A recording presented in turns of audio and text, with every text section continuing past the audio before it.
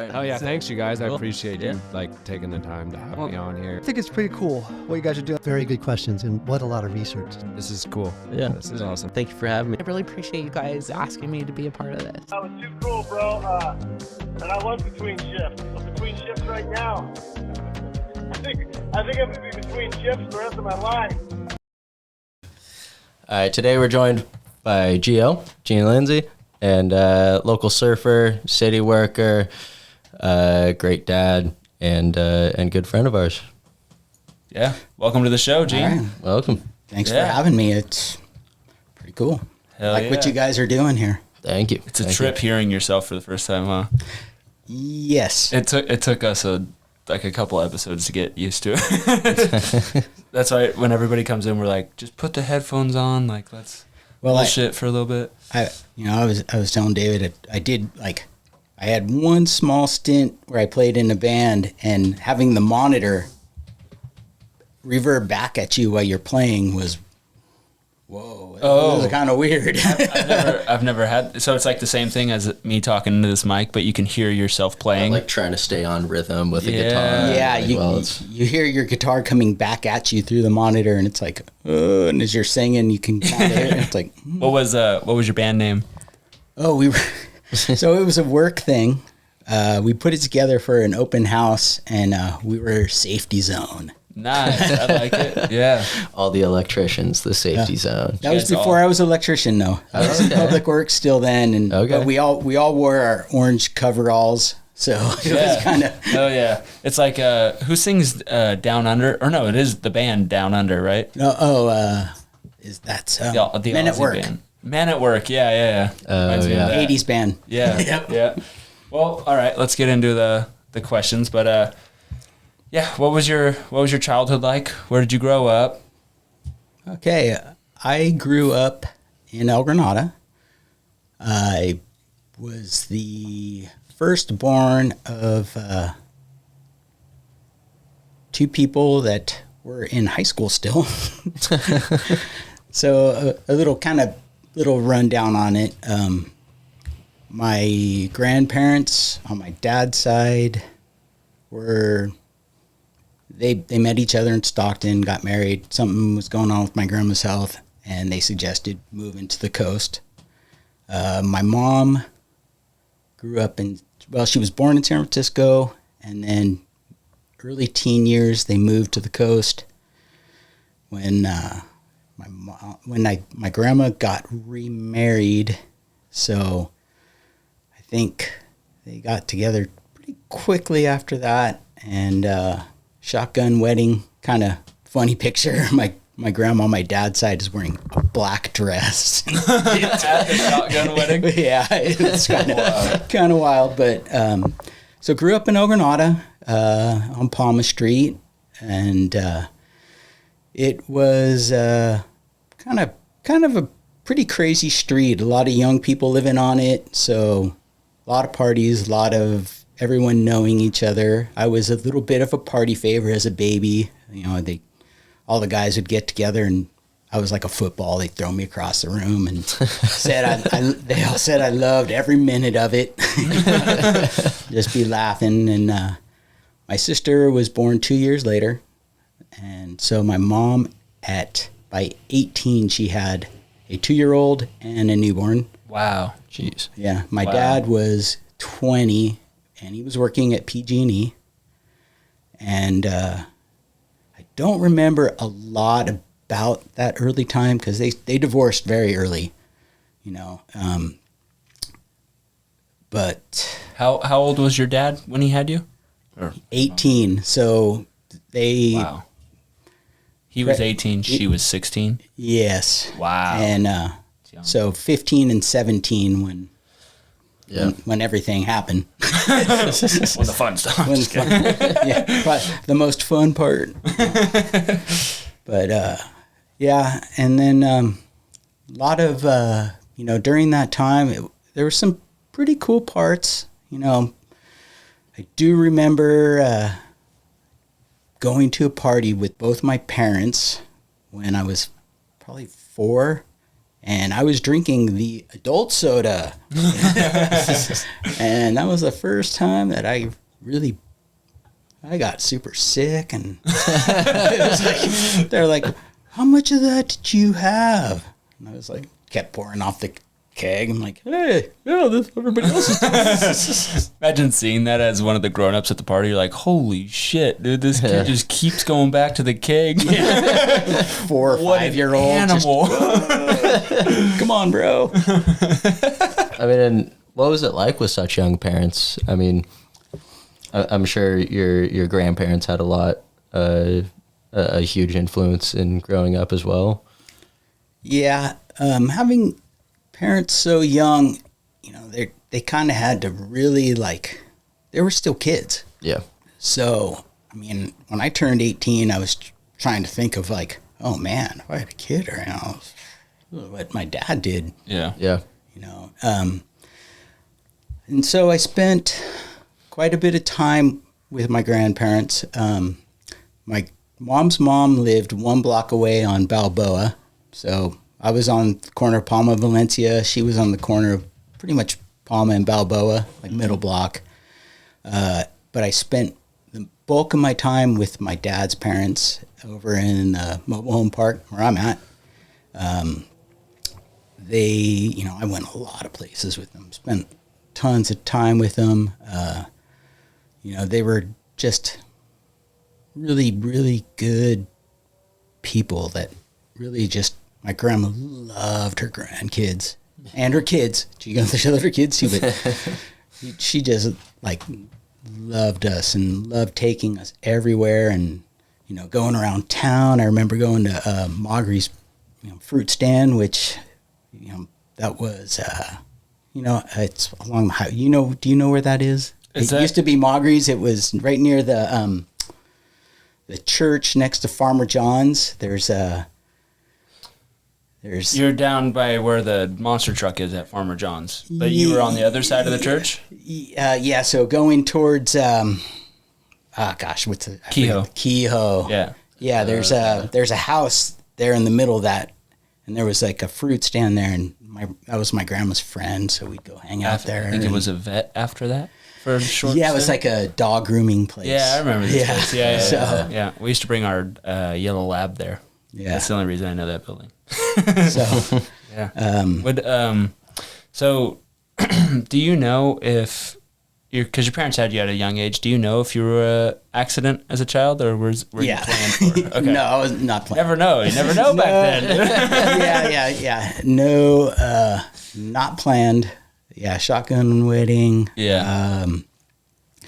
And it was pretty kind of weird, to see, we'd go places and my mom's still really young and all the parents, everybody else they're all a bit older. And, I kind of keyed into that a little bit and kind of was like, so it was something that was probably really challenging for her to maybe to fit in a little bit. And For sure, yeah. Because most people weren't ready for that, I would guess. Well, you mentioned that your grandparents kind of helped raise you because your parents were so young, still figuring shit out. So is there a certain memory or story that you remember about your grandparents that sticks with you to the day? There's quite a few. My grandpa, I loved cruising around. My grandpa was my hero. He was a cowboy. He was like, into rodeo. He, when they first moved here from Stockton, they lived in the yacht club house. Oh, cool. And, my grandpa had horses in the garage. It was kind of like, back in the days when, people would just go and ride horses around here, and it was a different time. But he used to take me around, and whenever we would go down Airport Boulevard, he'd put me on his lap and say, "All right, boom, take the wheel." So I'd be driving down Airport at a little kid, and might have had a buzz or something. Like, you'll get me home safer than I can. That was always so. And it's funny because to this day, when I go down airport, I still think about being a little kid, steering down airport and kind of, it was just a cool memory. He used to take me, we went to all the local rodeos. There used to be a lot of local rodeos. We'd go to all the local ones. We'd go to Salinas, Grand National. It was kind of, looking at me now, it's kind of hard to imagine that I was just kind of this little cowboy kid, But, so I was totally in, used to watch All-Star Wrestling with them on the weekends. And, to this day, that's still kind of my guilty pleasure. I'll still watch some WWE regularly. Were you a Ric Flair guy? Oh yeah, Rick was. Yeah. Woo! Yeah. You still see that strut in all kinds of sports. Yeah. People, Definitely. Grandma taught me to swim in the pool up there. So, if I go jump in the pool, I still have memories from that. Yeah. Wow, this is kind of where it started. I learned to swim in here. Yeah. And then just a lot of cruising around town and, all the people that my grandma knew, all the friends she had, and, still go by some houses on Poplar and stuff and go, oh, yeah, that was, her friend lived right there. Yeah. Yeah. So your grandparents were in Half Moon Bay as well? Yeah. Okay, cool. Yep. Oh, yeah, because you were saying that your grandma, they recommended that they move to the coast. Yeah. Okay. Yeah, it was, I believe, mostly for her asthma, and she had a lot of allergies and stuff, Wow. so it was to help with That's that. funny. They told my great-grandfather, Captain John from the harbor, they told him the opposite because he had allergies and asthma, and they were like, you got to move away from the coast. So he went to Redwood City. Uh-huh. Yeah, and then he would just commute back here for work. So literally the exact opposite. That's Yeah, so funny. Did it work? I guess, yeah. I don't know. Yeah. It was pretty cool. When my dad's dad passed away, I wasn't working. I just got back from New Zealand, and I was hanging out with my grandma a lot when he passed away. So I forget what we were doing, but we were over the hill, and we were right by Grandpa John's house, which is now owned obviously by somebody else. And I drove up to the house. I was like, let's check the house out. And I was like, I'm going to go knock on the door. And I went inside and I knocked on the door, and the guy opened, and I'm like, I know this is so weird. But my grandma, she grew up in this house. My great grandfather was Captain John, like he was known on the street. And the guy thought about it for a little bit, and he's like, yeah, okay. I was like, is there any chance you can give us a little tour? And he's like, yeah. Oh, yeah. So I went in and it was so awesome. She was like, oh, this, like talking us through it. I was like, this is so cool. Yeah. Sorry, that was a side note. No. Yeah. Oh, that's really cool. Yeah. I know my grandparents' house is that one's gone. My grandma that lived up the street from us, my aunt is in that house now. Yeah. My aunt and my uncle were in there, and my uncle passed away. So, she's still there, and it's pretty cool that it's still there and in the family. And Yeah. Is there any houses on the coast that aren't in your family anymore that meant a lot to you when you were growing up? Yeah, the one I was in. Yeah. Yeah. Which is way different now. The people that bought it, they pretty much cut it in half and built a second story, like another unit there. So there's a garage on that side of the house, and I know there's a second story. I don't really know what they did, and I've been kind of curious. I've thought about going, hey, can I? But You should do it. I should do it. Yeah, Why not? What's the worst that's going to happen? They're gonna be like, They could say no. Yeah. You got time on your hands. I kind of do have time. I wish there was some sort of like program or something in the works that could help longtime local families keep their properties on the coast, because I notice it a lot with like my family. My dad will drive around. My dad will be like, Uncle John owned this, Grandpa John owned that. I'm like, why did we get rid of that?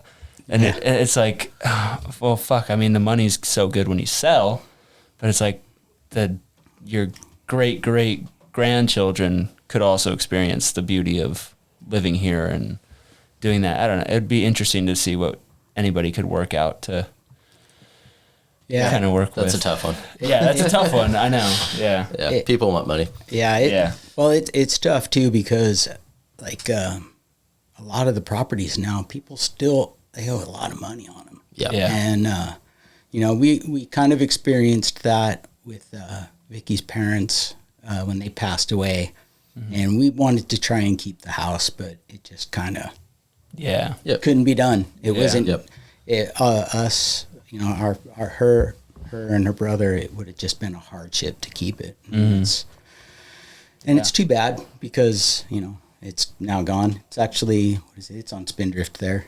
Oh, okay. Yeah, right by my nanny's house. Yep. Yeah. It's right down. Yeah. And the people that bought it really did a lot. They kind of added on and did a whole bunch of stuff. It's the one on the corner right near the highway. Oh, okay. Yeah. Yeah. I gotcha. On the left-hand side or right? Right, behind the bus stop. Okay. Yeah. Nice. Yeah. Cool. Used to have the big palm tree. Yeah, Took it had out the palm big tree. palm tree. Yeah. That was, When my father-in-law, when he sold that, it was like I kept telling him, I'm like, Carlos, man, you gotta pay somebody to come and trim that tree. That tree's insane. It's so nice. And he just kind of was like, he was just having somebody gardener come and just trim it. And then this winery from Sonoma came and said, hey, we want to buy that tree. And he goes, well, okay. And they sent someone to trim it. And then right after they trimmed it, it was like my mother-in-law's going, oh my God, look how beautiful that tree is. Yeah, palm tree. It's a massive palm tree. It's art, Dude, that when they dug it out to transport it, I'm assuming now. Yeah. It was a massive hole. I was little, but I remember driving past and be like, whoa. Yeah. Yeah, it was pretty big. That was that thing, and when he planted it, the funny story about that was Vicky remembers this. They go, that's never gonna grow here. That's not gonna, And it was just a little sapling, and my brother-in-law says, he goes, I hated that tree because I had to mow around that tree and all that. No. So how old was it when it got transported? The tree? Yeah.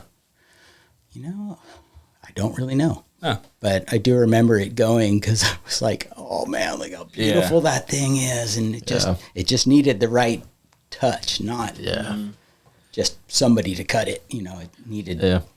And I guess we should talk about, you're recently retired and you're how old? 55. 55. Yeah. So that's a pretty sweet deal.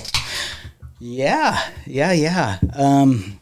It was a very fortunate thing, good timing, and when we did the numbers, it was really the right thing. Yeah. It didn't make sense for me to keep. It's like you could have gone another 2 years and got another $100 a month or something like. Yeah, it wouldn't have been a lot if I kept going. Yeah. Because the formula basically topped out, and my original plans were to work until 58, and that was mostly because I was worried about Dayton's health insurance, and I was going, man, we're like kind of going, how are we going to pay for this? And then another guy that I had worked with for a number of years, he was 57 and he was leaving, and he goes, when are you going, man? You're like number one in seniority here right now, and this was a couple years ago.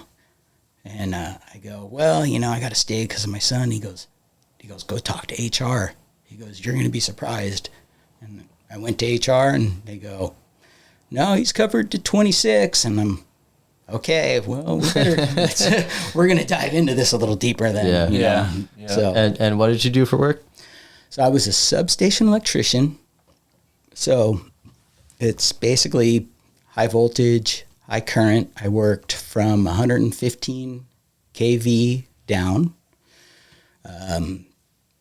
And, I did everything that is inside a substation yard, from picking weeds to servicing transformers to testing and cleaning breakers, you name it, relays, did relays,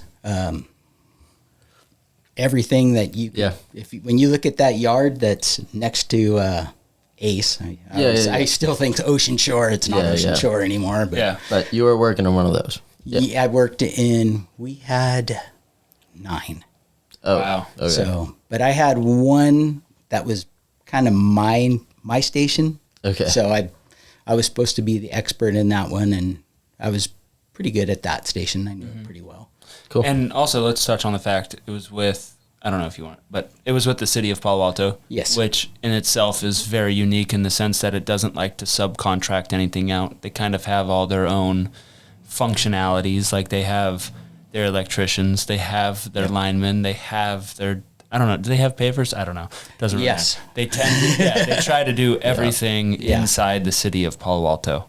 So it's its own business in that sense. Yeah. So and that's the position that I ended with. Yeah. But it was really good. It was challenging.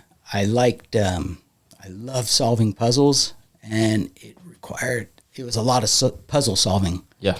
You have a problem, you got to get out a print and start looking at a print going, okay, where are we at? All right, get out your meter. Put your meter, okay, we have voltage there. Okay, that's good. We don't have voltage there. All right, what's going on? Yeah. Yep. Yeah. So, Well, you've worked a number of jobs. That you mentioned that you worked in restaurants. Now you've worked with Deadly Voltage. yeah. What job in your career has taught you the most? Probably my first, like when I first got hired permanent with the city, I had to pick up litter at the landfill. And I'll tell you what. Seems like a double negative. Yeah, man, I'll tell you what. You wake up in the morning and go, well, I know what I'm doing today. Yeah. And I'm going to be walking a fence line. I mean, the one nice part was I was next to the bay, Yeah. So if maybe I'm working a Saturday and there's a concert at Shoreline, I could hear the concert. It's kind of cool, but What year would this have been? this was 1990. So did you have anything where you could listen to? This might totally sound stupid, but could you listen to music and could you listen to podcasts? I'm sure there was very few podcasts other than Howard Stern.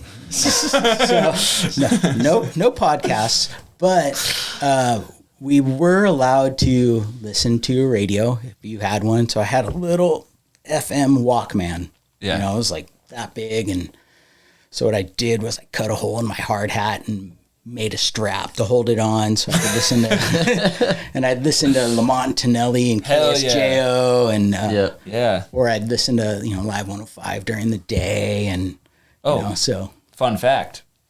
Well, Lamont, not Tonelli, they're separated now. Separated. But his new co-host, Chasta Lynn, she's coming on next week. Oh, really? On our podcast, yeah. Oh, yes. Yeah. Yeah, so Do you still listen to them at all? I don't listen to morning radio at all now. I don't have a reason to. I started the company trucks that my Uncle Jimmy has. They don't have like the accessibility to play your own phone. They're so I just started base level. Yeah, they're old Fords. Yep. So I started listening to 107.7 The Bone again. Yeah. And we were thinking about guests to come on, and we were looking at like our first like 4 or 5, and we're like, it's all, other than my sister, it's all males. And I was listening to Chasta Lynn talk, and I was like, I'm gonna try to get her on. Yeah. Well, she's in Pacifica, right? Yeah, So- and B.O. B.O.'s buddies B.O.'s with her. the official bar of 107.7 The Bone. That's So crazy. Yeah. I reached out to B.O., and then B.O. hooked me up with her, and then I just got in communications with her, and we got a date. So I'm stoked.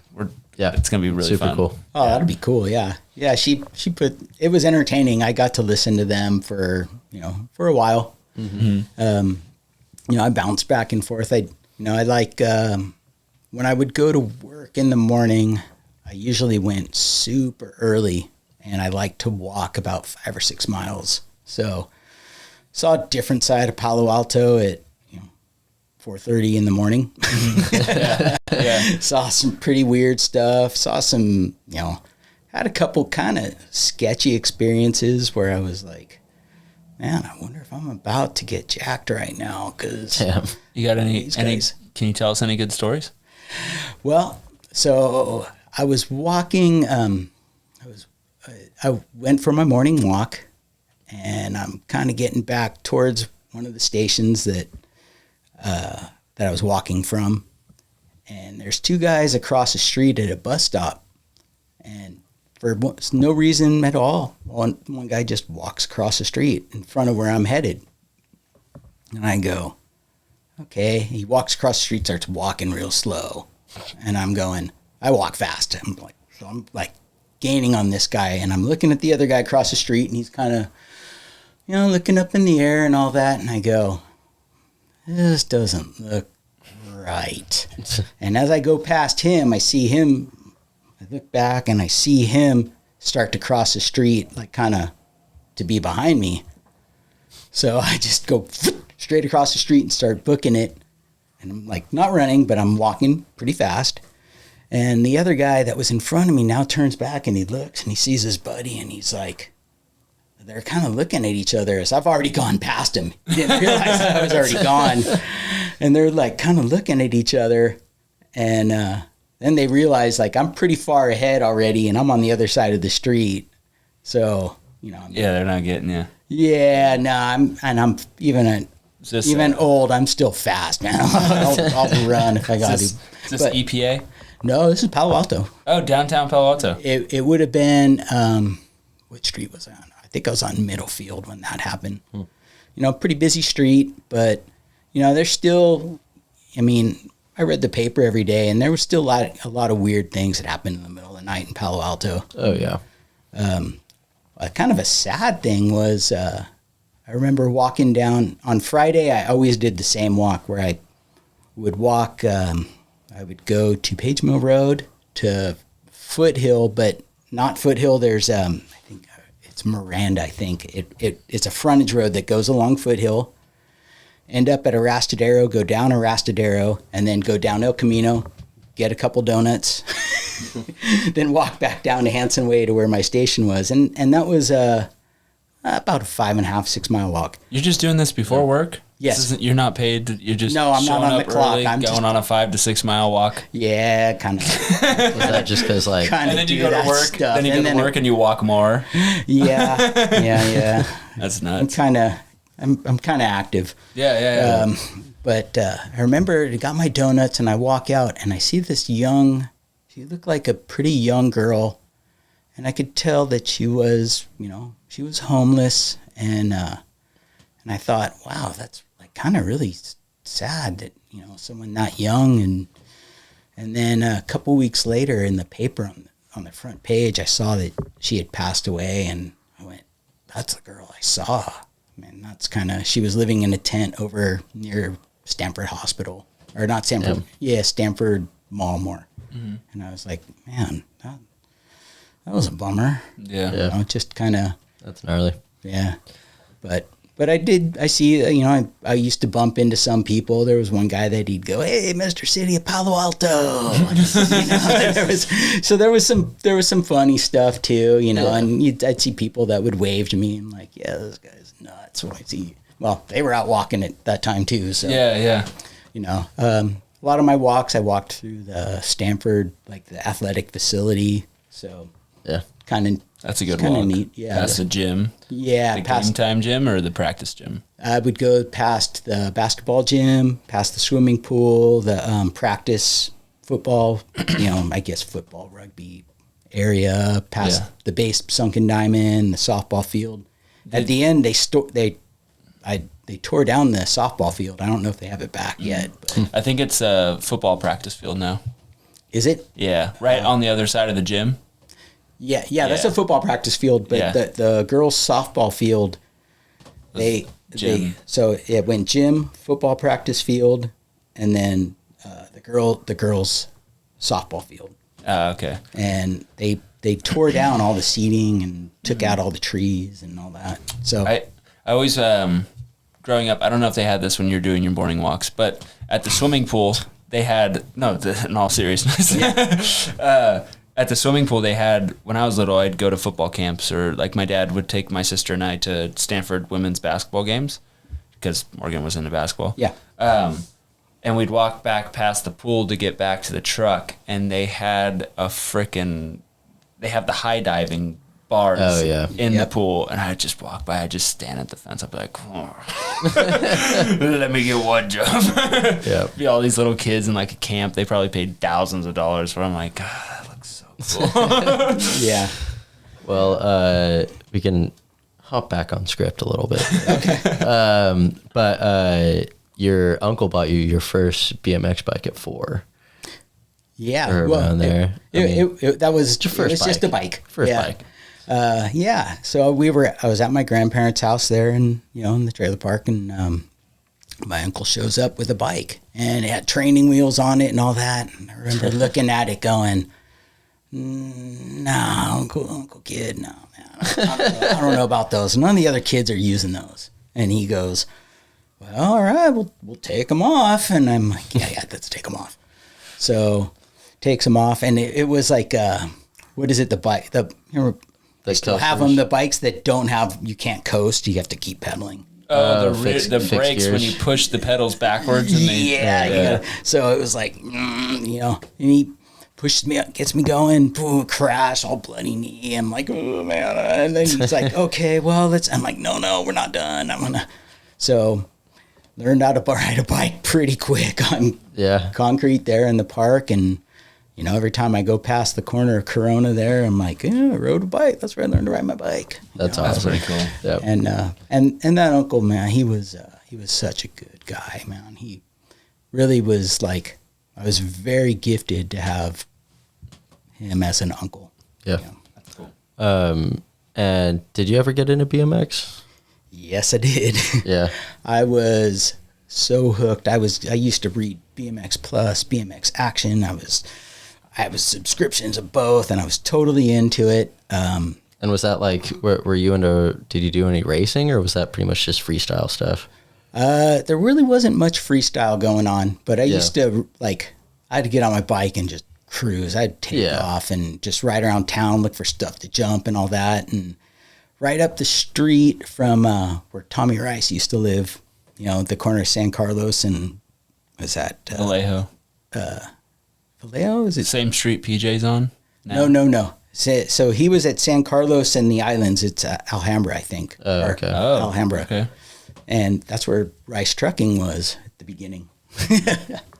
That should be a historical landmark house at some point in time. That's where Rice Trucking started. Jimmy Rice would be like, fuck no.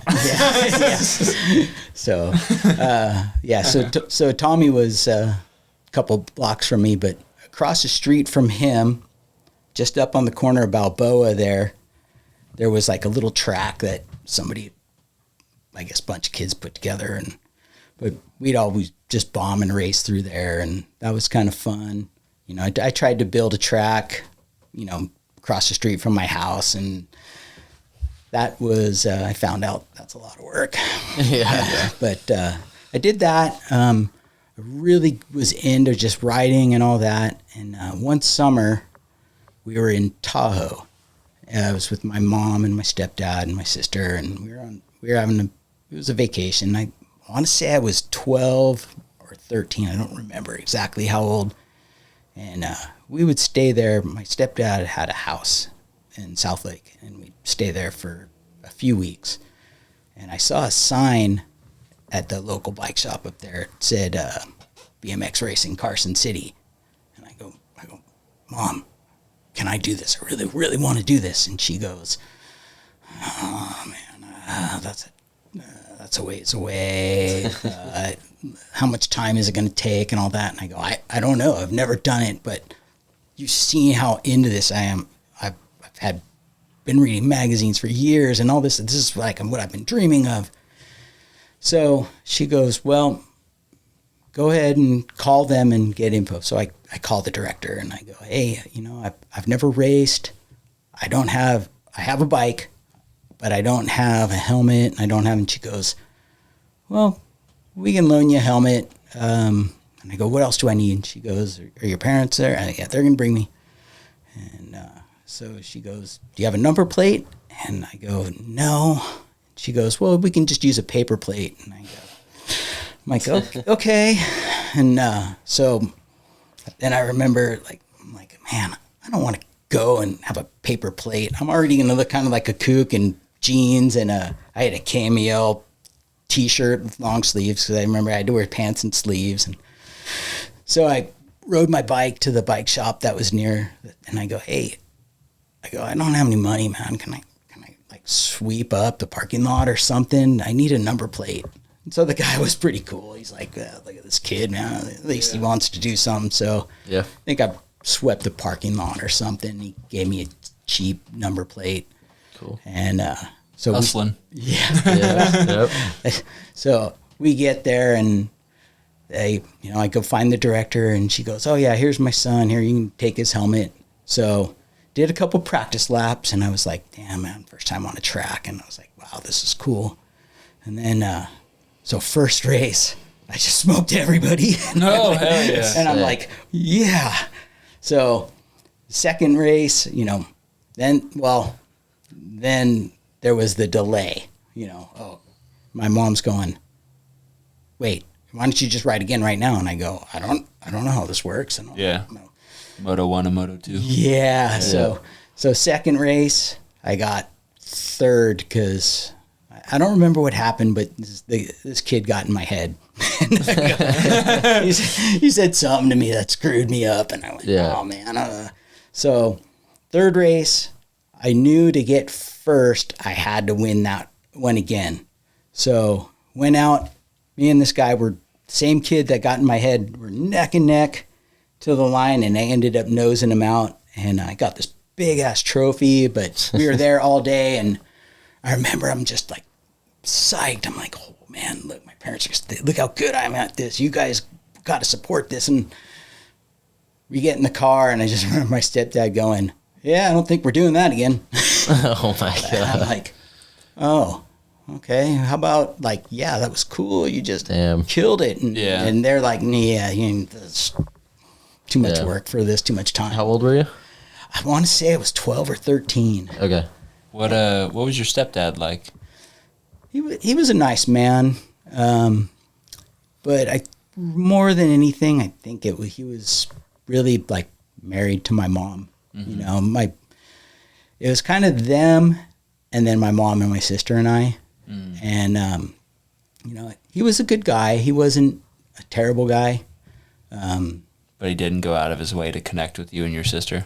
He tried a little bit, but it not too much. And kind of, I think when he really actually kind of went, okay, I really want to try, it was already, we were getting towards the teen years. Yeah.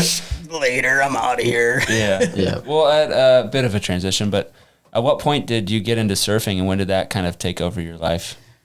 I got into surfing. So in 6th grade, we had a bookstore here, and I don't know if you would remember Bay Book and Tobacco. No. Bookstore and tobacco? Yes. Like in the Safeway, Safeway shopping yes. center. So it was there, but it started in Shoreline Station. Oh, okay. But it was Bay Books, not tobacco when we were little. No, they still it was still they still had tobacco. pipes and tobacco Yeah, they and had everything. they had dude. pipe tobacco, So sick. cigars. But it was like it was fancy tobacco. It wasn't Yes. a smoke shop. It was Yeah, like it was like Yeah. get your book and have fancy tobacco Yes, to focus. yeah. Yes, it was. It was kind of a, it was actually really a bummer that place disappeared. But anyways, that was right over here at Shoreline Station, across the street. And when I was in 6th grade, there was some things. I think I had to stay after school a bunch of times. I kind of wasn't the greatest kid in class, but I'd be waiting there for my mom to pick me up because my mom worked for Caltrans, and so did my stepdad. They both worked in the Half Moon Bay yard here, and so my mom would swing by and get me after work.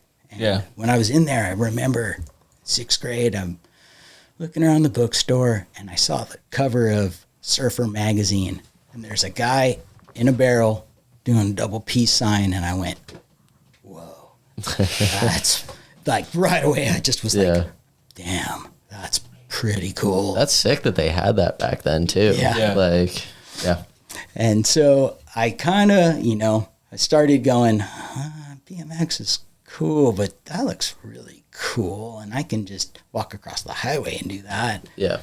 So I started to, I kind of found a way to get a pretty cheap boogie board, and I didn't have a wetsuit, so it was like kind of sporadic, but the surf magazines I was in. I just would read them and I was totally in, when we had magazines, you didn't, there was no video clips or any of that. That was just the media that you had. Yeah. We were talking about that with Steve Hawk about online versus magazine stuff.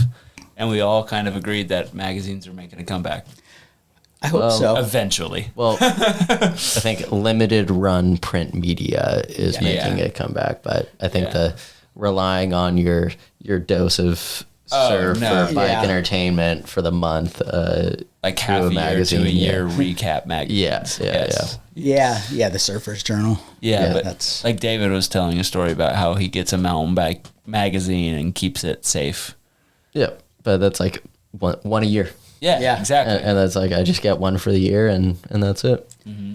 Yeah, I still have some old photo annuals. Like I kept like certain issues where I was like, this is one I don't want to get rid of. So I still have some from the early 80s, some 90s stuff, some 2000s. Cool. And then, Surfer went out of publication a couple of years ago. I think. They do 1 to 2 a year now. Oh, okay. Something like that. Yeah.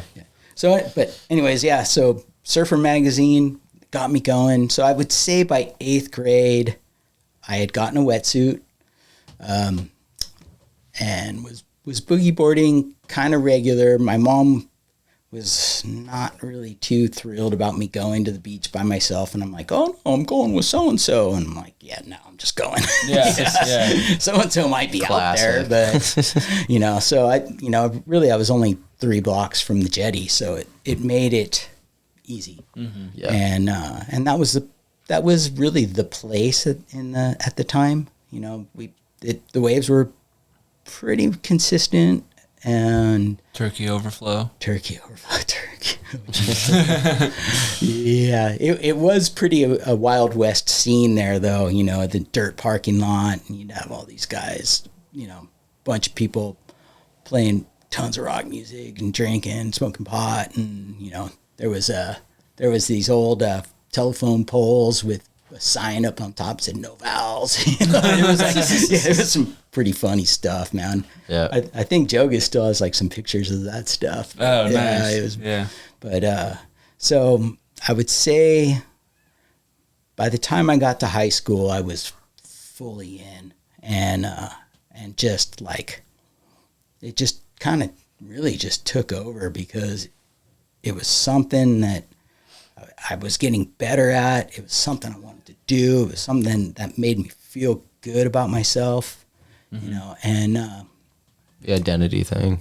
That too. Yeah. That age, because you're looking for something, and BMX wasn't going to be it because I had nowhere to go ride my bike anywhere, and so it was like, this is here, this is easy. I don't need a lot to do it. I just need a wetsuit and a board, and so I was boogie boarding, and then a friend of mine, David Gorton, he passed away when we were 16. He got hit by a drunk driver on 92, riding his bike home, and but he gave me my first surfboard, and he's like, "Yeah, get off the boogie board, man. Here." He gave me a board, and I remember like I worked at it for a while, but it was small. It was like it was too small to learn on. Yeah. And I struggled. So I'd boogie board for a while. Then I'd try that again.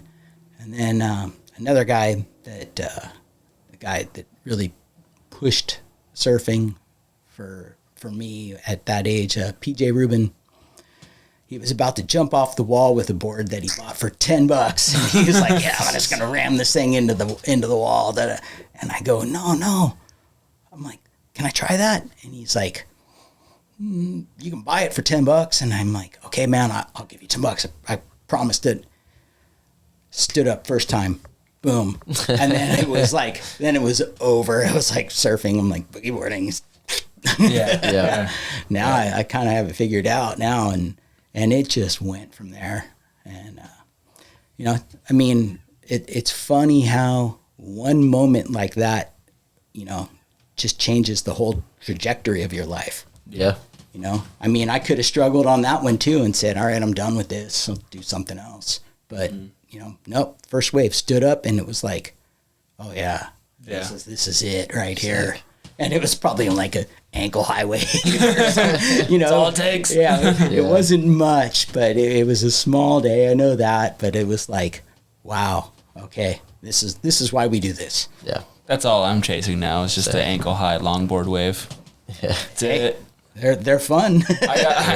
Biggest I ever got was like a 4 to 5 foot day, and I got rolled. Didn't get a single wave, and I was like, Yeah. this is lame. I'm going to Cal's in fucking Santa Cruz. Yeah. I still have some of those days. I don't get frustrated by them anymore. I can come in laughing now. Yeah, there you go. Piss break? Yeah. Okay. Just didn't want anybody to see you hurting. Yeah, I'm out of here. Yeah. And it was like later, it was just like, That was like my worst concussion. Like I literally got KO'd from it in Quarry Park. And I was riding with James, and like James came up on me and I was like, you okay? And I'm like, you know, I don't remember that part. Yeah. yeah. But yeah, I mean, I had ridden from my house to Quarry Park to go riding, and then I had a gnarly crash, and then I rode home. Yeah. And it's like, what else am I gonna do? And at that point, I wasn't thinking like, oh, I'm gonna call my parents to have me picked up. Like, I got knocked out. I woke up. Yeah. I was like, I'm fine. Yeah. And then I went home, and then I was throwing up when I got home. I've never had a proper concussion, at least in my dad's terms. My dad's terms, for context, a concussion is like my sister crashed. When you have to throw up. She couldn't remember. She asked like 9 to 10 times, did I turn in my homework today? Oh. Is today Thursday? Did I turn in my homework? That's what she kept asking on the way home from the Hoffman's house. And I'm like, stop fucking asking. Yes. And then my dad's like, I remember my dad turning to my mom and just being like, something's not right. I think she hit her head pretty hard. Yeah. But then I in basketball one time I got this black guy and I had my fucking bell rang and go to my dad. He's like, no, you don't have a concussion. I'm like, really? I feel so loopy. He's like, no, you just got a black eye. You'll be at practice next week. I know Dayton's had a couple wipeouts at Mavs where he's come home just like, oh, and we're like, oh man, he was surfing the jetty one time when it was super small and terrible. And he's all, Dad, come on, go out with me. And when he was learning to surf, and I'm like, hey, no, I'm not. Yeah. So Vicky and I walk down. We get to Miramar, and my phone rings, and it was a parent. Get back here. Dayton got hit. Dayton. I'm like, okay, what do you mean? She's like, you need just get back here. And so that's scary. We're like, okay. So we walk back, and there's another parent there that he was a registered nurse, and he was administering first aid. And we look, and you just see blood everywhere. I'm like, oh shit! And his fin had hit him right there on the bridge of his nose, and just shattered that. And they had to pull pieces of bone out of there and all that. So she took him to Kaiser and. Free rhinoplasty. Yeah. Well, she took him to Kaiser, and they go, was it? They're like, okay, well, we'll get you in a second. And then there was a football coach in there. And he's like looking at Dayton, and Dayton's like, he could see, he's like, and he goes, hey, you guys got to take that kid right now. He's got a gnarly concussion. He had a gnarly concussion on top of having to get his face all put back together. Yeah. Yeah. So if you ever look at it, look close, you'll see he's got a big scar all the way across the bridge of his nose. Yeah.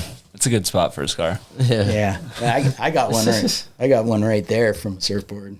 Yeah. Yeah. When I was 17 at Montera, kind of trying airs and Trying hairs. Just came back, pow. I'm like, I was cutting school. That's what you get. Yeah. And so I go up to the Jogas's house because they were super cool with me. I kind of stayed there one whole summer, and I go up there and Martha's all, okay, well, we got to call your mom. And I'm like, do we have to? She's like, yeah, you kind of have to. Yeah. Well, we're back. What advice would you give a young person starting out in the trades, or city work for that matter, whatever it is? Well, for city work, you have to be prepared for the long haul. Yeah. It's not going to be a job that the advice I got when I was 20, when I had gotten hired permanent, was you're not going to get rich doing this, but you're going to be taken care of. And if you have a family, they're going to be taken care of. And, so you have to really look at it as a long game. A lot of young people just kind of, you get into it a few years and just go, there's politics, there's old crabby people here. And, and a lot of people just kind of go, I want to go do something else. And, I experienced that. I went through that a few times where I was like, maybe I don't know if I really want to do this anymore. I went after the dump. I was in the dump for a year and a half, and that was really mentally challenging. And then I went to street sweeping. I got promoted to be a street sweeper operator, and I was like, first it was kind of cool. I'm like driving this street sweeper around, and then after a while I was like, God, man, is this gonna go anywhere? I don't want to, I mean, other than down the street, but and so that's when I really had to better myself. I had to start taking classes. I started looking into, electric classes. I looked into taking more math classes at night and doing stuff on my own. Mm-hmm. And so be prepared to do that in a city job. You have to take initiative. You have to really don't sit back and expect them to just go, he works here, let's promote him. It's like you really have to have a goal, have an end goal of where you want to be. When I did my permanent interview, when I got hired at the dump, the lady that hired me from personnel that was in the interview, she really understood how personalities, because I was terrified. I went into interview. I was terrible in interviews. And I went in there, and she knew how to elicit answers from me. Yeah. And you guys are good. You're doing great. So, I'm at ease. I'm not nervous anymore. Yeah. So she was able to get these answers out of me. And then she asked a question that, I wasn't really ready for. She goes, well, this is kind of an entry-level job. Where do you want to be? And I already had kind of this thought of, well, if I stick around here, I want to be in the electric department, either as a lineman or an electrician or somewhere in that field. And she goes, okay, well, yeah, that's a proper goal to have for a young man like you. And I go, okay, very cool. And, got the job. And how long was it from getting hired initially to then finally doing all your night classes and then becoming an electrician? It was 8 years before, almost 9 before I went from public works into the electric department. Okay. And it was on my own on my vacation. I went to Tennessee and went to a lineman class, which was climbing. Yeah. I went to Tennessee and learned how to climb poles and how to make electrical connections up when you're 45 feet in the air. That's sick. So it was, and that was a pretty good experience. Mm-hmm. Just to kind of I had never been to that part of the country. I really hadn't traveled much because I didn't have the time, or I was always just getting by when I so so that was really cool to meet a bunch of people, and they called me the Yank. They called me Hollywood. like, well, you don't live anywhere near Hollywood. I don't. But sure. It's better. It's better than what you could be doing. 8 hours away. Yeah. I thought of what they could be calling me, and I'm like, yeah, let's just stick with Hollywood. That's all right. Well, transitioning, you've coached surf, wrestling, baseball, basketball. What drives you to give back and be a mentor to the younger generations? I would say, having a son for one. well, yeah. That was It's the easy answer. that was the easy answer. But before him, I always liked to help the younger surfers. I tried to give them good advice and just help them along the way because it just felt right. I know that when I was a younger surfer, we had some guys. Ivy was always really good. He liked the Groms, and so he would kind of help. Peter Labrador is another guy that always gave me good advice, and but there were some crusty dudes too that were like, we really don't, didn't want the young guys out there, didn't want that competition. It was like, it was quite a bit gnarlier back then in the water. Some good parts about it, but for the most part, it didn't have to be that way. Mm-hmm. And so I got a lot of satisfaction out of just trying to share what I had learned the hard way. Just being a nice local. Yeah. Yeah. And and I had my time of kind of being an ass too, I'm sure. Yeah. Of course. I try to forget about those times. but and then, my older son, so I have an older son, Josh, I was trying to get him to do some sports and stuff, but he kind of wasn't an athletic kid. He wasn't too into any of that. And so I didn't really get to do that with him. But when Dayton came along, Dayton really got into it.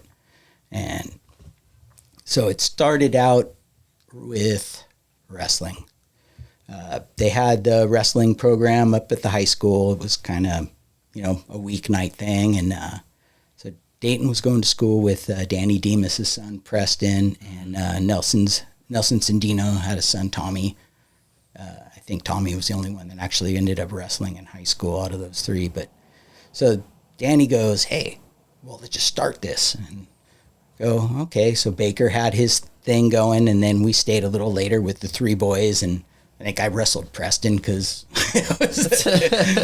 Preston was pretty, he was a big kid already, and Tommy and Dayton were little. So, so it was just kind of getting those guys stoked, and then the next year, there was just a ton of kids. We had like a full room. It went from 3 to like 20. Damn. And that was fun. I kind of got to teach them, Because you wrestled in high school. I wrestled in high school. I wrestled 3 years.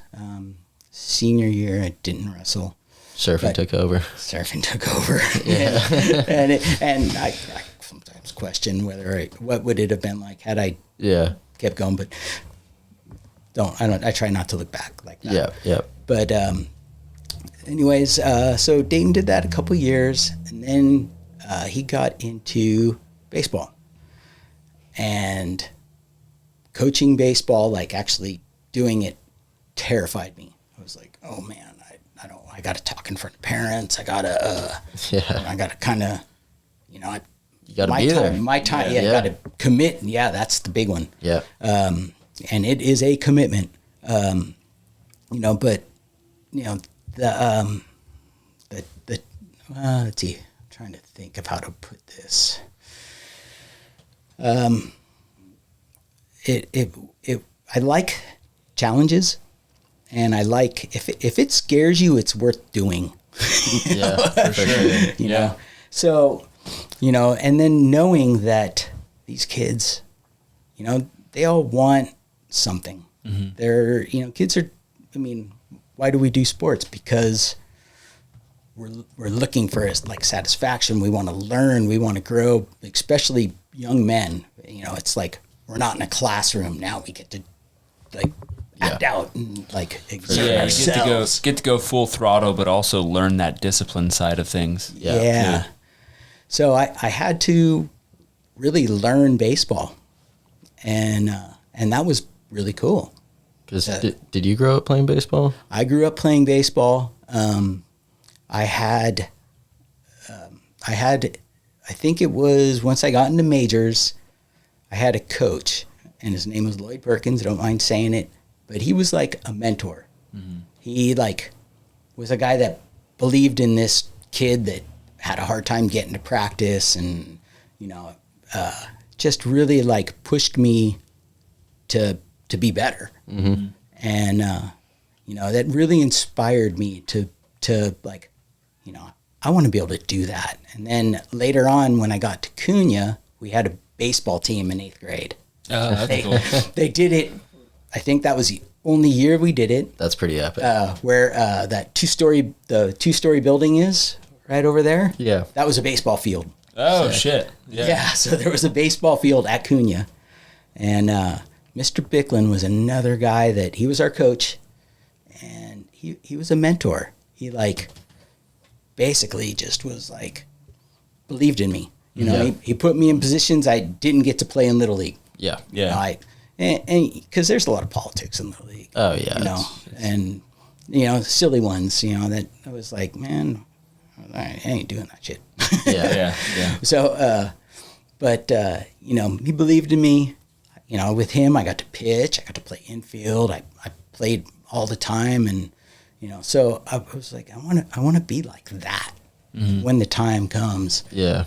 So when I ended up taking a team, my first team was terrible, awful. I had zero idea how to draft a team. Yeah. I went in and I'm like, okay, first I'm going to pick this kid because I know that guy. I know his parents. And Do you just automatically get your kid on your team? Yeah, they pick a round that they think they'll go in. It's like the parents, like just the coaches kind of go, okay, he's by his numbers, he's 5th round. Yeah. And, and so I'll get 4 picks, and then, and at the very beginning, I think, Dayton was a lower pick because he was this little guy, and, but, and later on he was not anymore. So even though he's a little guy, he still wasn't a lower pick. But, let's see, I think I got off on that bit, but, well, I'm wandering. I just exactly what we were talking about. Yeah. You were talking. Yeah, I heard you hit it.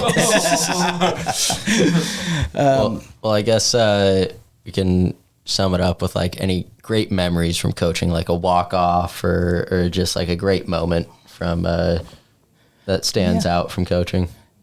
I think baseball. I remember probably not my last year coaching, because my last year it wasn't a good year. It wasn't. Dayton was done with me coaching him in baseball, 100% done. He just wanted to surf and all that, but he had already signed up. So it was like, you're doing it. You're signed up. You're going to see it through. Yep. I was trying to get out of coaching in all way possible, but they go, well, there's no one else to do it. So there just won't be a team. Yeah. And I'm like, okay, well, sorry, kid. You don't want me. I don't want to do it.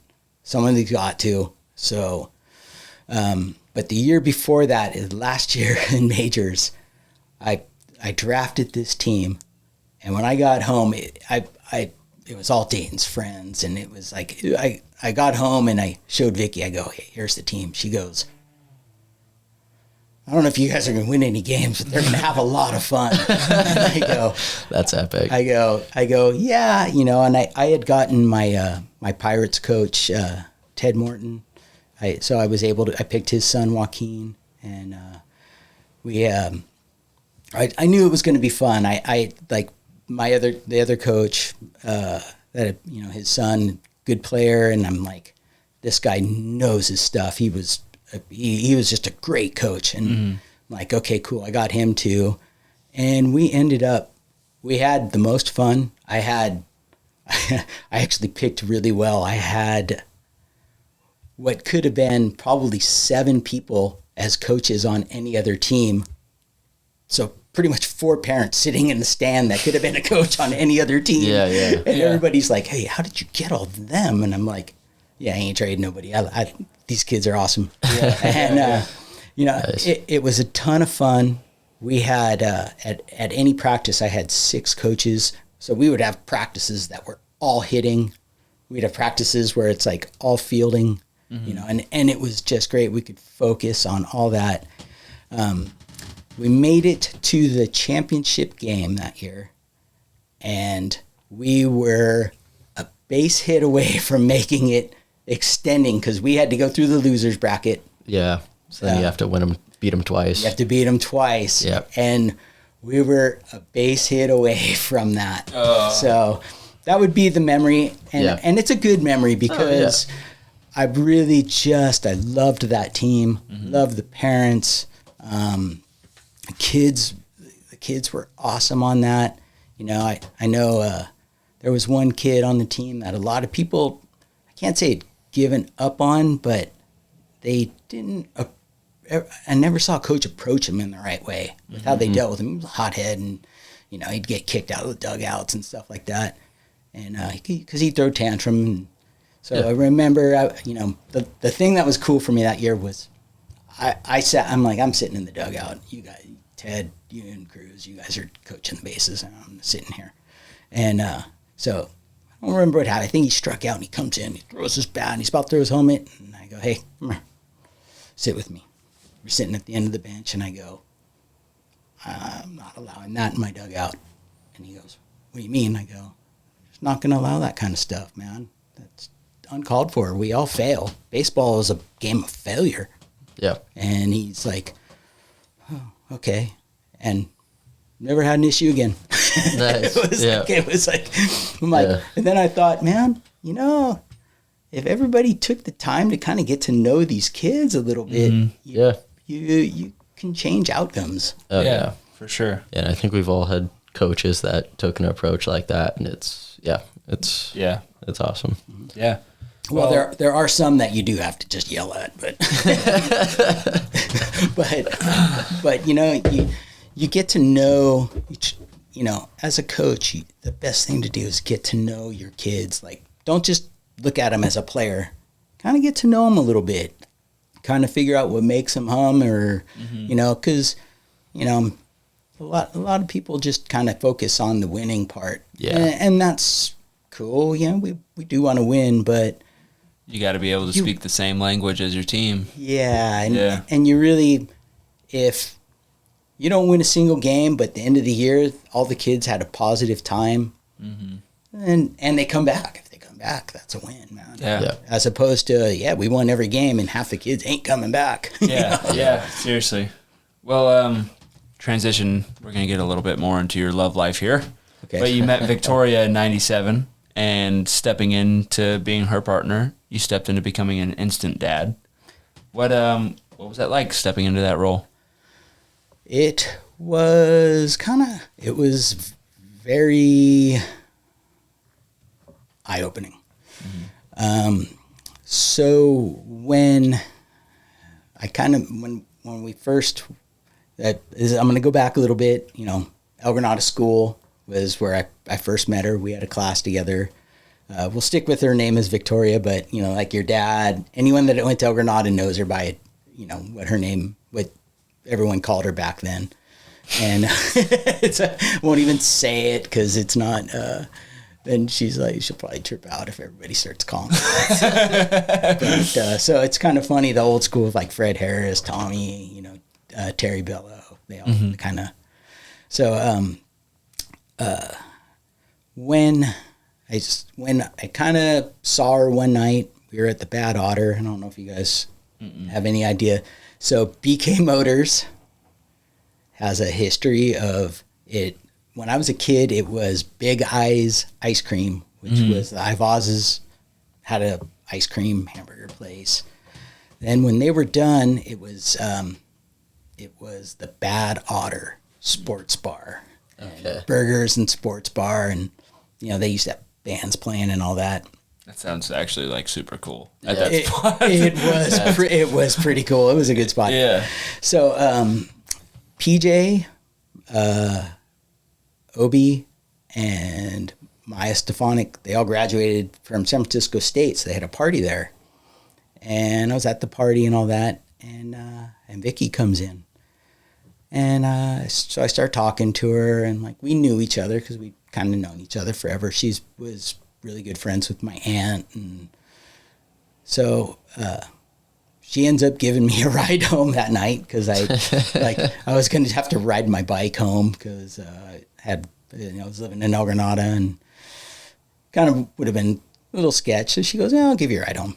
So she drops me off, and I kind of go, "Hey, would you like to go out sometime?" And she goes, I'm terrible at this stuff, man. I'm not. She should probably even tell you, like, yeah, terrible at that. She goes, okay. So she gives me her number, and I knew she had a son, and I remember like going, like, okay, I know she's a really good mom. That's what she dedicates herself to. Am I ready for that? So I really like lagged. I was like, oh man, I don't know. I got to really think about, this guy's going to be looking at me. Yeah. And, I'm going to be under a microscope. Yeah. Did you reflect back on your stepdad and kind of like think about it like that? Yes, I did. So it kind of brought back of like, okay, what image is this guy going to see of me? Yeah. And so I really lagged. This all was at the end of May, I think. And then 4th of July, I hadn't called her yet. 4th of July, I see her, because El Granada used to be a big party on 4th of July. They closed the highway, and it was kind of... So she's walking by, and I'm on my bike. I'm drinking a beer, and she's like, "Hey, are you going to call me?" And I'm like, you want this guy to call you still? Yeah.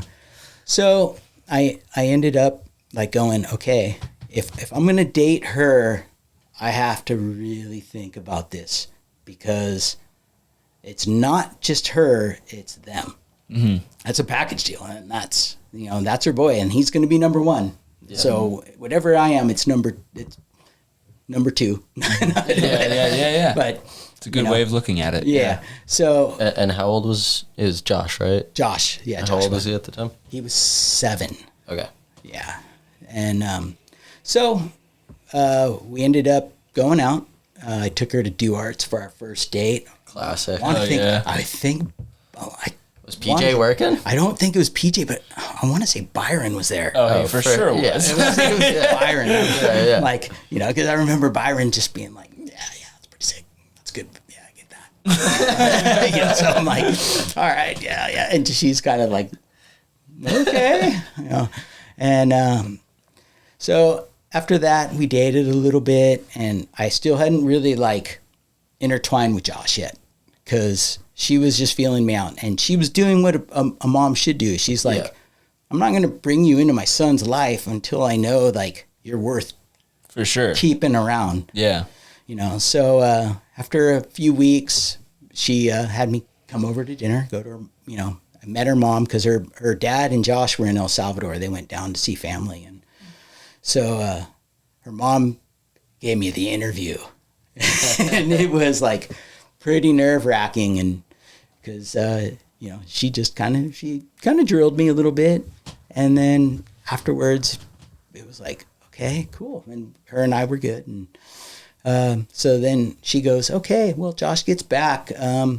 Let's go to Roundtable. And I go, all right, yeah, I think I'm ready for this. So she calls me when I'm supposed to meet her at Roundtable. She goes, hey, I'm stuck working. Can you swing by and pick Josh up?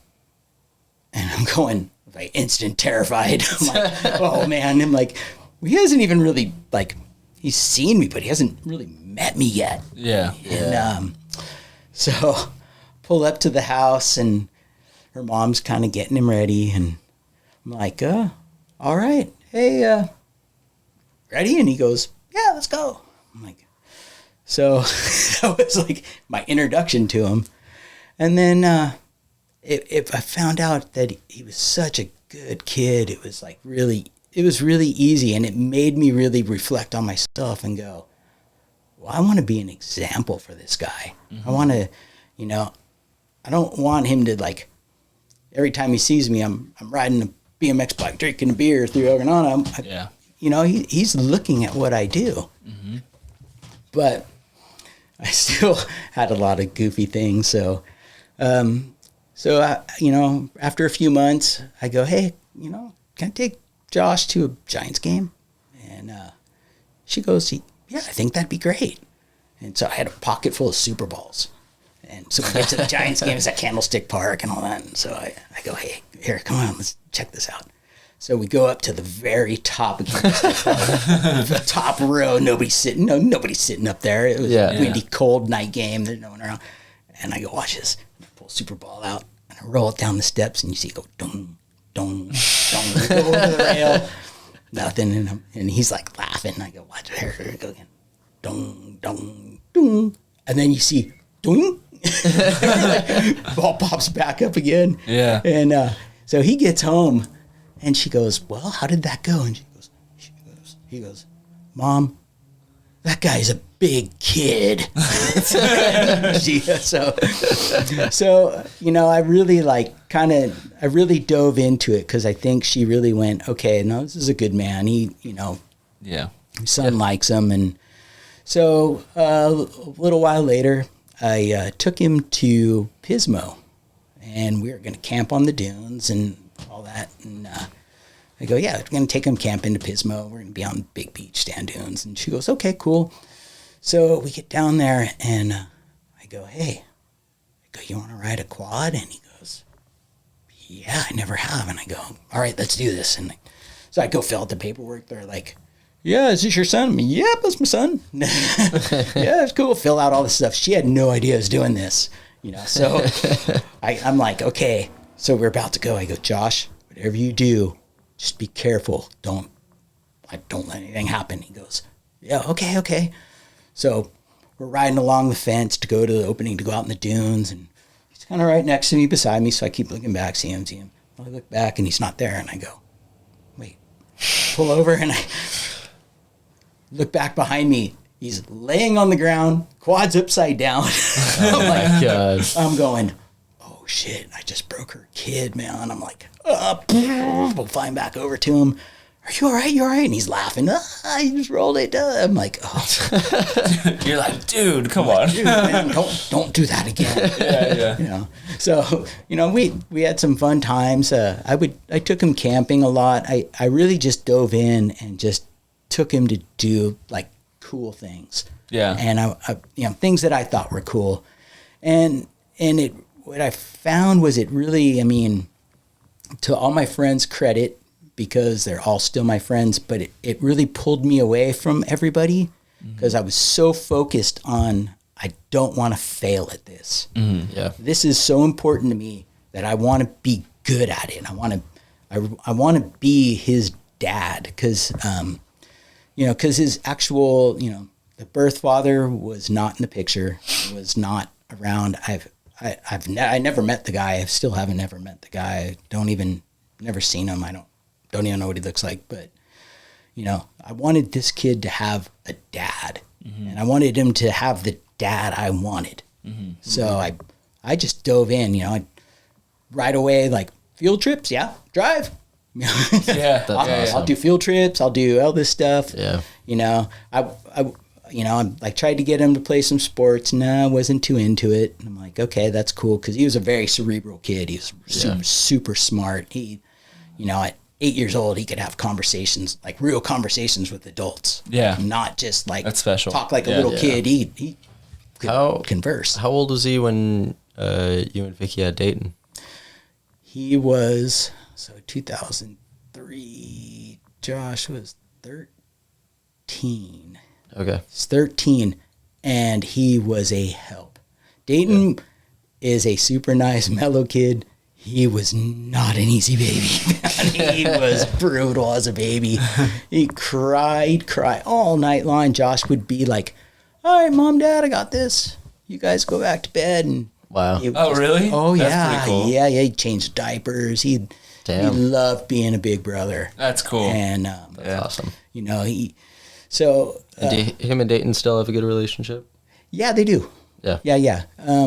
I don't know. I don't ask, so I'm not sure how often they're in touch with each other. Yeah. But, you know, yeah, they love each other. Yeah. They're brothers. That's awesome. You know, they're super cool with each other, and, you know, and one of the cool things too about Josh that really, like, I had to learn to adapt too, because, you know, as he was kind of became a teen. He was an easy kid, but a difficult teen, like really difficult. He kind of was too smart for the school system, where he was like, this is lame. This is just so stupid.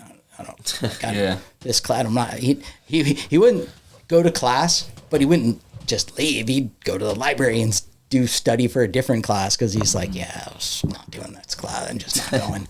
And so to help him find an outlet, he got into rock climbing.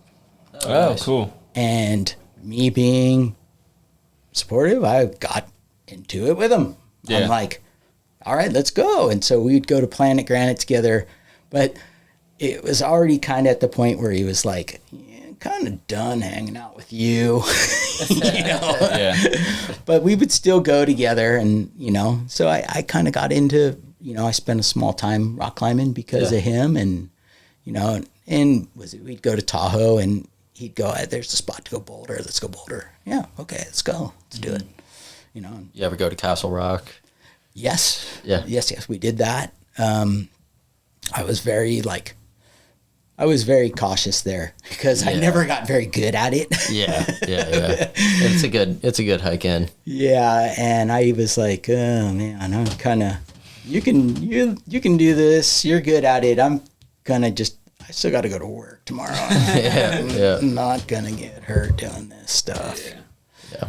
So, but he really changed my life and kind of the trajectory I was going to take, because I just really wanted to be good at something. Yeah, and that's insanely cool of you, and really awesome. Yeah, and I did end up adopting him, like legally adopting him, and I want to say he was 11 when that happened. Okay. Yeah. So just a couple years, and it took some time. It was not easy to, you know, they say step parent adoption, straightforward. No. Yeah. You just hire a lawyer and do it. It's Paperwork's the easy part. No. You do all the paperwork, then you take it in, and the county goes, yeah, it's not right. Well, what part didn't we do right? Yeah, I can't tell you. I can't give you legal advice. Yeah. So, lame. Yeah. So it was that part. It was frustrating, and it took time. For sure. Yeah. Well, one thing I've always really appreciated about you and talking to you is that you're so into living in the moment, and it's such a beautiful thing, because you know you're here. You tend to not look too much in the past, not too much in the future. You just love living in the moment. And it's, you know, kind of going against that for a second. But if you had to imagine like a perfect, you know, next chapter, you just retired, you're 55, you got a lot of time on your hands right now. And what does this like next chapter look like to you? That's a tough question. Yeah. I know since Vicky's going to be working for a while, I mean, she doesn't have to. We're all right. You know, I mean, we're not rich, we're not poor, but we're not hurting. We've had struggles. We went through some serious struggle times. So, I would say the next chapter is I just want to keep learning. I'm kind of looking into some classes now. I want to probably take some music classes. I really, I love playing music. I'm not great, just okay, but Yeah. Guitar and ukulele. yep, guitar and ukulele. You know, if my hand's hurting too much, ukulele doesn't hurt so bad. Yeah. Yeah. Guitar, you know, my fingers starts triggering and locking up, then the guitar is kind of put to the side. Yeah. But, you know, CSM's got some guitar classes. I'm kind of tempted to jump back into that. Get into get into beekeeping or something crazy. Yeah. Nah, You missed it. In Downeyville, Dayton brought out his guitar around the campfire. yeah. And he made Scully read what was it? It was Hank Williams Jr. Oh, All yeah. My Rowdy All My Friends Rowdy have- Friends. Yeah, Yeah. we had been practicing that up into it, and then I'm like, It's the first time a guitar came around Yeah. at the campfire. I know. So I had mine too, but yeah, I mean, you guys have seen I'm gone at 10. You know, it's You're like, wait, so if I go to bed, can I veto on my way out? Yeah. Yeah, well, that's what I did. And I was Yeah. like, yeah, you can.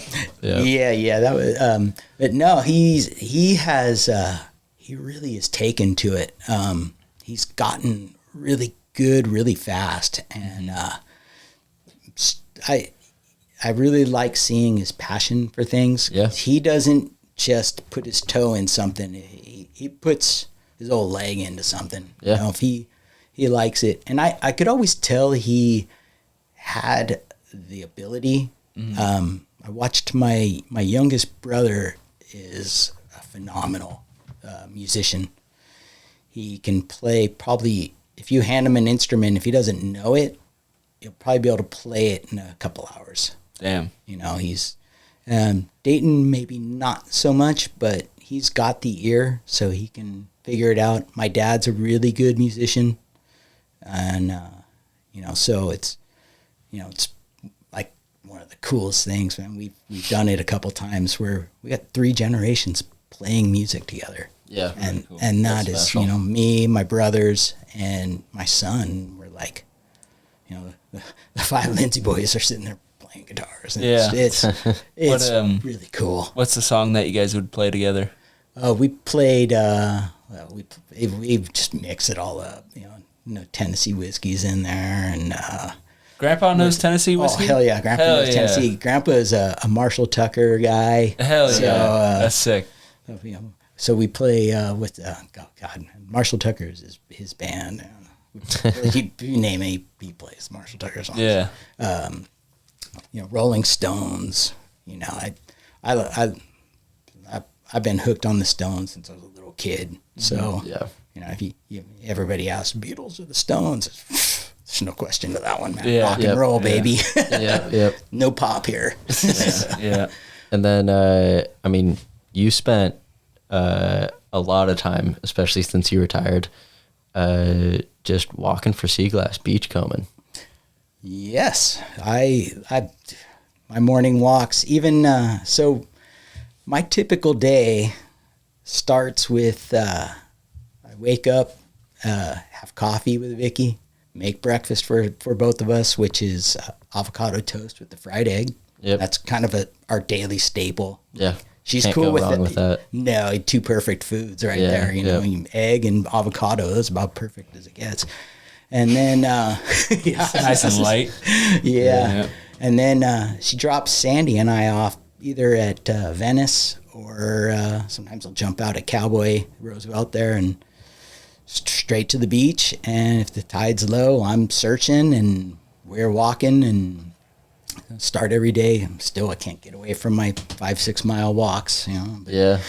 But you know, every time I'm on the beach, I'm scouring, you know, like eyes to the ground, glasses on, kind of.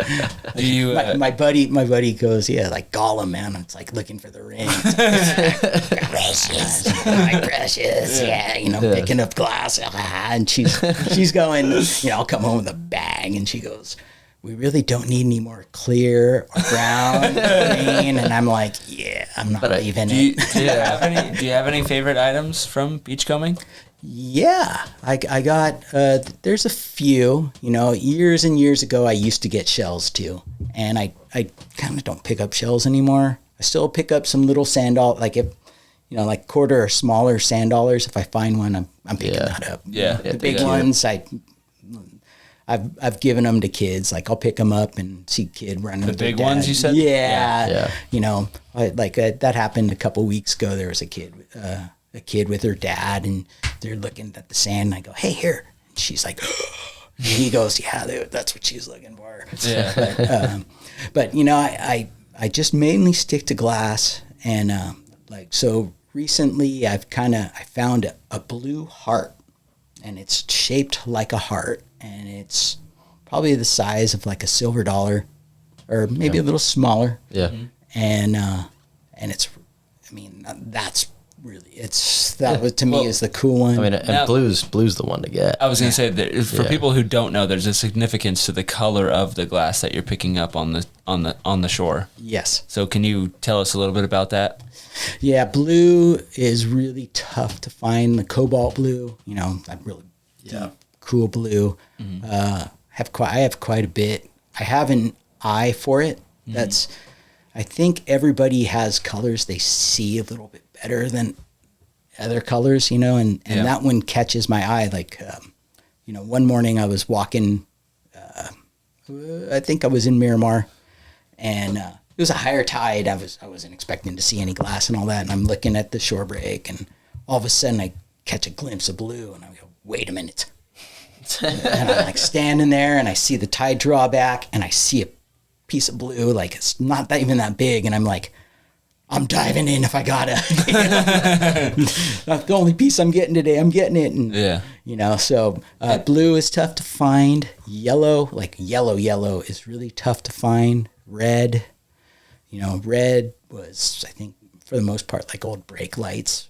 And now, what era are these colors typically from? Because I remember you describing it as there's a certain time frame where these colors came from, actually. Yeah, so kind of like the lilacs, like the pastel colors. A lot of them are from like early 1900s, late 1800s, and they have manganese in them.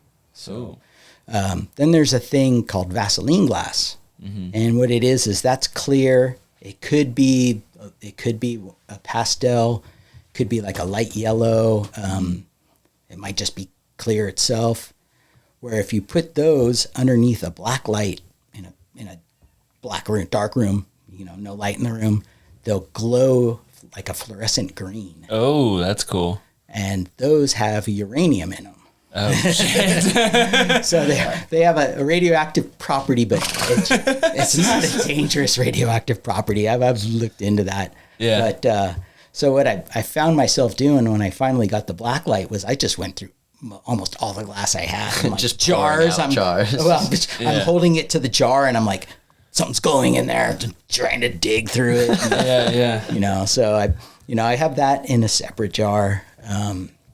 And then I try to, I've been making some little decorative jars for family, friends, and, people that, just certain people. And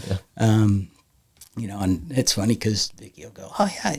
She's like, "Oh, we'll just get jars of it." I'm like, "No, I don't want to give it all away." Hoard it. Yeah. But it's a cool thing to have. Yeah, it is. Like I've grown up with like the sea glass bottle in the house, and then like that one fills up. You put it in the cabinet, you start a new one, and it's like it's always a cool thing. Well, that's also something that was pretty special about Steve Hawk's episode. Is he was telling us about the time that they went to a beach where a handful of people in the world have ever been, and there was a shit ton of sea glass, and he got a bottle that is now the coolest thing in his house. Yeah, just because it's so worked and so aged and just so precious. It's pretty cool. So one time, so this was years ago. I think I told you about this in the caves underneath in between. What's the street that runs along the highway there in Moss Beach from? Oh, Valamar? Yeah. Okay. So we were hiking that one time. It was minus tide, summer, no waves whatsoever. So you could make it all the way to Montara. Yeah. And so this was a long time ago. I had my Australian Cliffy, so that this was early 90s. And in one of the caves, I was going in all the caves looking for abalone shells. I'm like, okay, it's about to find an abalone shell. Mm-hmm. I found a message in a bottle. And I'm like, whoa. Oh, and I'm trying to remember who was with me on that. But anyways, I'm like, yeah, look at this. You guys found a message in a bottle. So we open it up, take the message out, and it was like weird. It was kind of not weird like that letter somebody left on my truck after surfing, but that you guys saw. But it was like some dude like, I've been stuck at sea for days and da-da-da. And it's like, I mean, I don't know if it was staged or not, but it was just like, holy shit. Whoa, this is heavy. And I don't know what I did with that. Was it dated? Like, the guy put a date on it? No, it was not dated. It was just...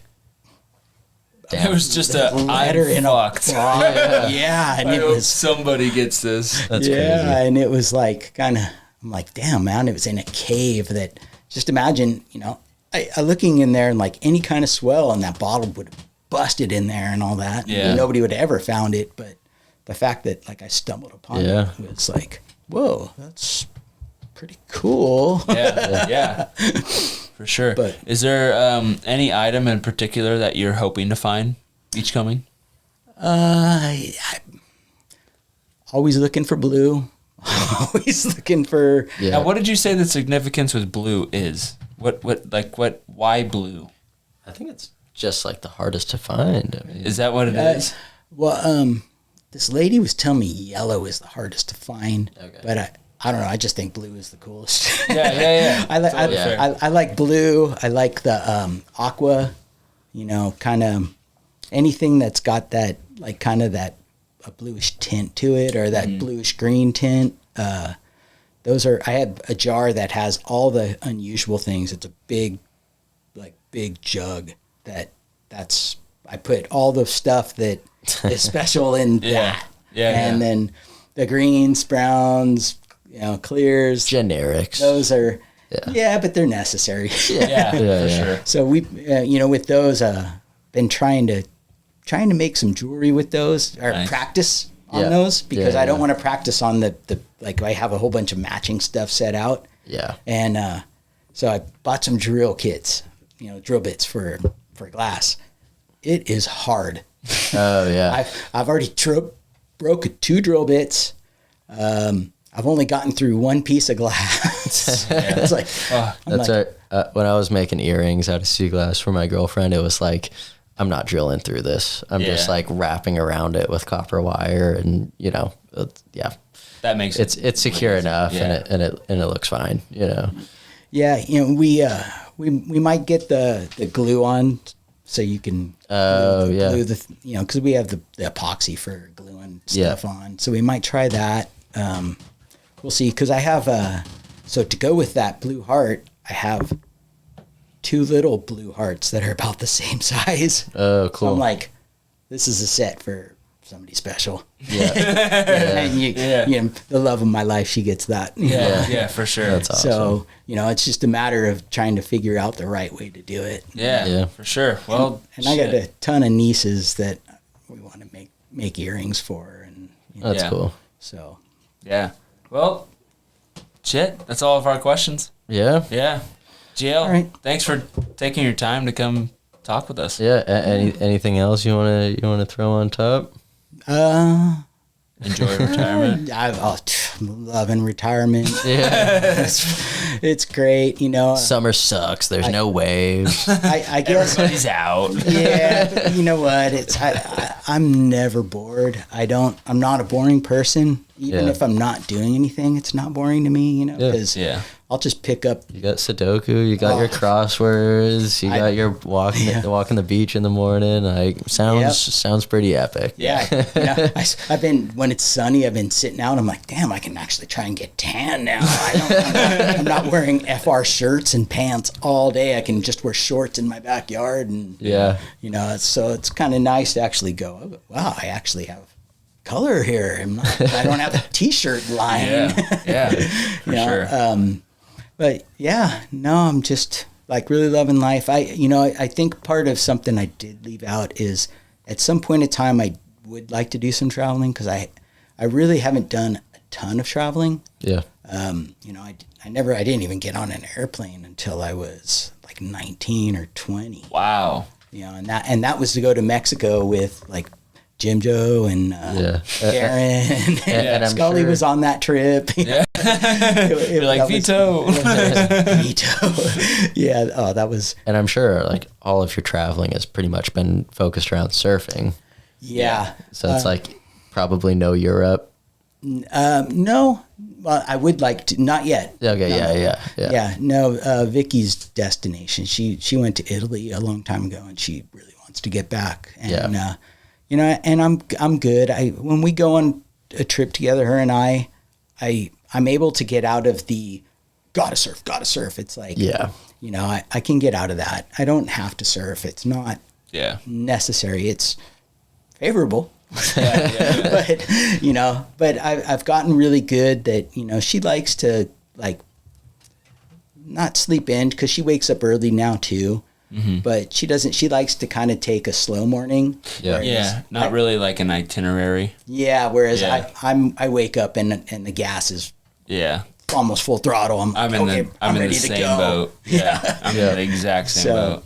So usually when we go somewhere, like we went to Hawaii, her and I did, just the two of us, a few years ago, I would go surf early. Just get up, go surf, get it out of the way, be back by 8. Mm-hmm. Leave at 5:30, back at 8, and then the day was for us. Yep. That's awesome. Except there was one morning I surfed with Ivy though, and I was gone a while. he was there at that trip, and that was pretty cool. Yeah. You know what helps me kind of, because I'm the same way. I wake up and I kind of want to just like go. But my girlfriend Claire, same kind of deal. Like she's now that we've been dating for fucking 8 years, now she's a lot more like, okay, yeah, I understand the whole go thing. But for a while there, I had to learn how to kind of like wake up. Like we're on a trip with her family, and I'd be like, okay, we don't have a plan for the day. Like I'm here, coffee's great. I'm fucking, but now I'm only looking for something else to do. Strangely enough, I throw on flip flops, and I don't know what it is about flip flops, but I can just like. Just I throw on flip flops. I'm just like, I could actually sit in this seat for hours. They have that effect on you. Yeah, it's like you get grounded or something. You're just like, oh, yeah, this is nice.